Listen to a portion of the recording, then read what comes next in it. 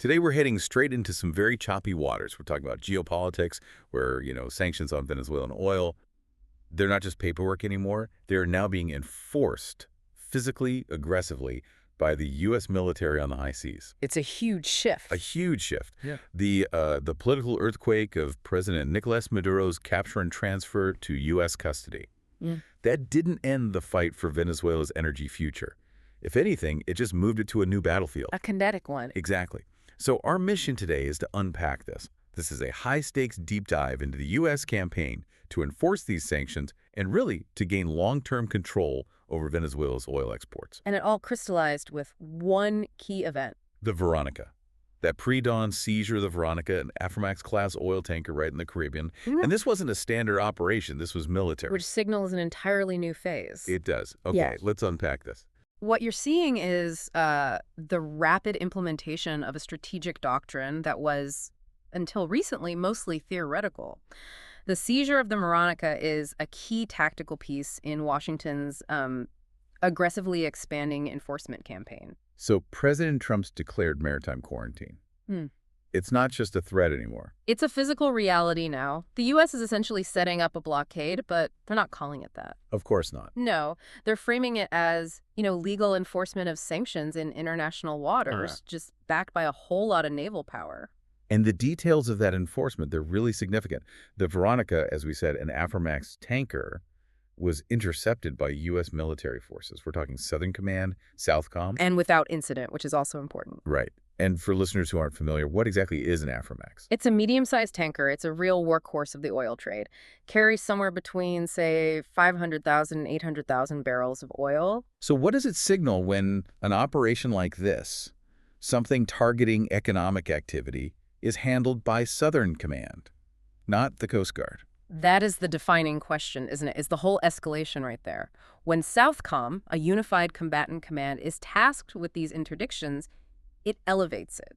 It's no longer a customs check. It's a quasi-military operation. Precisely. It communicates the seriousness of the U.S. commitment to this quarantine. It shows they are prepared to use significant military assets, not just lawyers, to enforce their economic policy. And it's not a one-off. Not at all. This is the 6th Venezuela-linked tanker that's been targeted just since mid-December.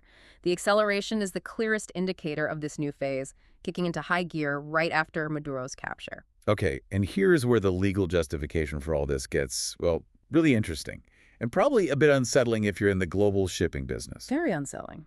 The Veronica was flagged under Guyana.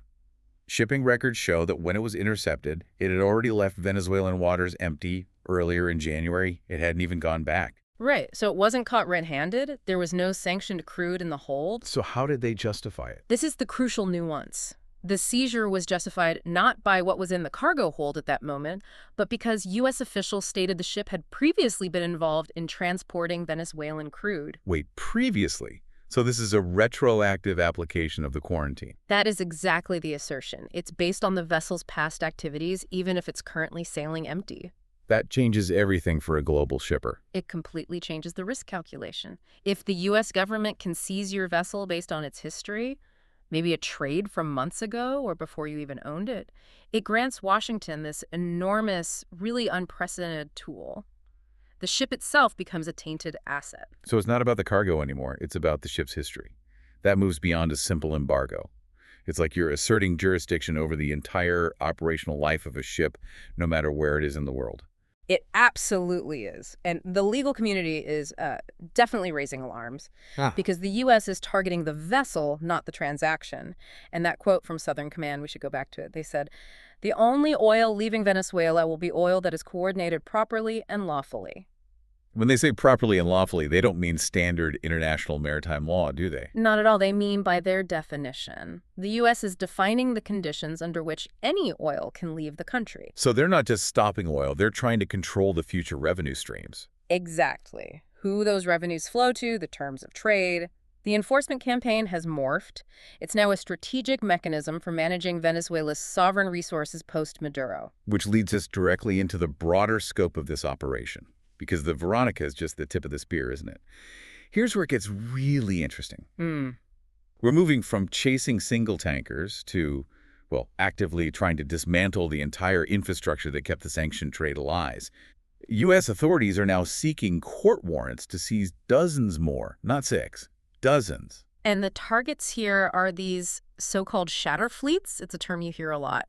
They're these ingenious, or you might say nefarious, networks that sanctioned countries like Venezuela, like Iran, use to keep their oil flowing under the radar. It sounds so technical. How does a massive ship, a giant piece of floating steel, just disappear? It's all about systematic deception. First, they do something called flag hopping. Flag hopping. Yeah, rapidly changing the country of registration.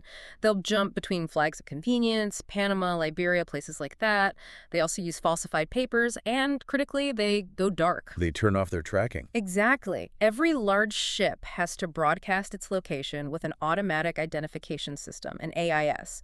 These shadow fleet vessels will just turn their transponders off, sometimes for weeks at a time, in high-risk areas. They'll also do ship-to-ship transfers, STS transfers, out in the middle of the ocean. A sanctioned Venezuelan tanker offloads its crude onto a seemingly clean ship, which then sails the rest of the way with perfectly legitimate-looking papers. So the U.S. isn't just hunting ships, they're hunting ghosts.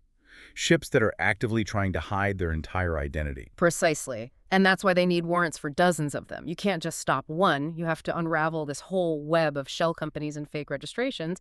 And we're seeing some validation for the U.S. claims. Maritime authorities in Panama, the Cook Islands, Guyana, they've all confirmed that several of the ships they've seized were flying false flags or had their registrations revoked before they were intercepted. And the scale of this shadow war, it's not just a regional Caribbean issue anymore. No, it's creating genuine, high-profile international tension. This is not just happening off the coast of Venezuela. We saw a perfect example last week, a highly publicized seizure of a Russian-flagged tanker. A Russian tanker. After a transatlantic pursuit. And Moscow's reaction was predictable. They called it an act of piracy, a violation of international norms. So while the U.S. is focused on Venezuela, its methods risk major diplomatic fallout with global powers. Which brings us back to the central strategic question. Why now? Why this level of aggressive action, using military assets, setting these controversial precedents? The answer is in the timing. It's all about the political vacuum left by Maduro. The timing is so strategic. The seizure of the Veronica happened right before the first scheduled face-to-face meeting between President Trump and the opposition leader, Maria Corina Machado. It's a powerful demonstration. It shows the U.S. can and will enforce its will on the oil sector, right as these major political talks are about to begin. The maritime seizures are the muscle. And the meeting with Machado is the political face of the strategy. Right. Since Maduro's removal, the Trump administration has moved so aggressively to consolidate control. It's part of this broader effort to fundamentally reshape Venezuela's energy sector. The goal isn't just stopping illicit oil. The ultimate goal, and President Trump has said this, is for the U.S. to oversee Venezuela's oil resources to rebuild the industry. Under new management. Under new management. But the politics of that new management seem murky. Trump has praised Machado, called her a symbol of the opposition, but there's a clear pause. He stopped short of actually endorsing her as the country's next leader. And that hesitation suggests a recognition of how complex the situation on the ground really is. The U.S. needs a partner, sure, but they need one who can actually govern. Which is not a given. Not at all. And that complexity is rooted in a really critical, nuanced detail that complicates this whole strategy of U.S. oversight. A recent classified U.S. intelligence assessment. Okay. It concluded that figures aligned with the former Maduro government, they remain the best position to maintain internal stability in the near term. Wait, let's pause right there. That's a massive contradiction. The U.S. is using its military to destroy the financial networks of the old regime, while its own intelligence is saying that people from that same regime are the only ones who can prevent the country from collapsing into chaos. That is the essential tension at the heart of the strategy. Absolutely. The U.S. is trying to separate the strategic asset, the oil, from the political infrastructure that manages it. They want control of the revenue, the future development, but they also recognize that if you suddenly purge every single person connected to the Maduro government, you could have an immediate societal collapse. So who keeps the lights on? Who runs the police? Exactly. Yeah. The former regime, or at least figures aligned with it, they still hold the keys to the military, the police, the bureaucracy, the very things that ensure basic stability. So the U.S. is stuck. They have to cooperate with, or at least tolerate, people they once called adversaries, just to stabilize the country enough to rebuild the oil industry they just seized control of. That sounds like a political tightrope over a canyon. It is. The goal of overseeing and rebuilding isn't just a technical challenge, it's a deeply political one. You need the machinery of the state to protect those oil assets, but that machinery is run by the very people they're trying to sideline for leaders like Machado. So the maritime quarantine has a double purpose then. It does. It cuts off the money for the shadow figures, but it also acts as this raw demonstration of power.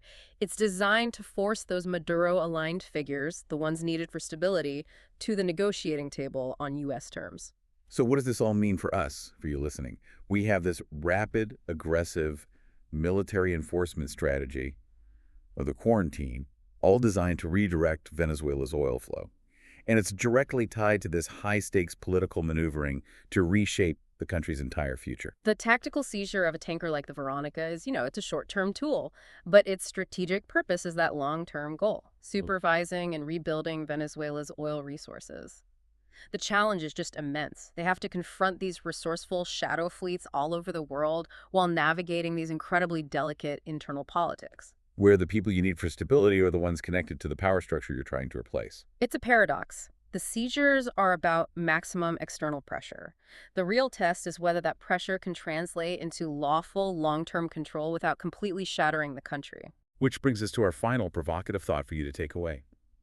Given this aggressive enforcement, which risks diplomatic friction and sets these really complex legal precedents, and given the intelligence assessment that Maduro-aligned figures are crucial for stability, how sustainable is this strategy? How achievable is it for the U.S. to actively oversee and rebuild Venezuela's oil industry? And maybe even more broadly. Think about that legal step of seizing a vessel based on its previous actions. What risk does that pose to global maritime commerce? If the history of a ship, no matter who owns it now, can be used to justify its seizure on the high seas, that sets a global precedent that reaches far, far beyond Venezuela. Something to think about. We'll see you on the next Deep Dive.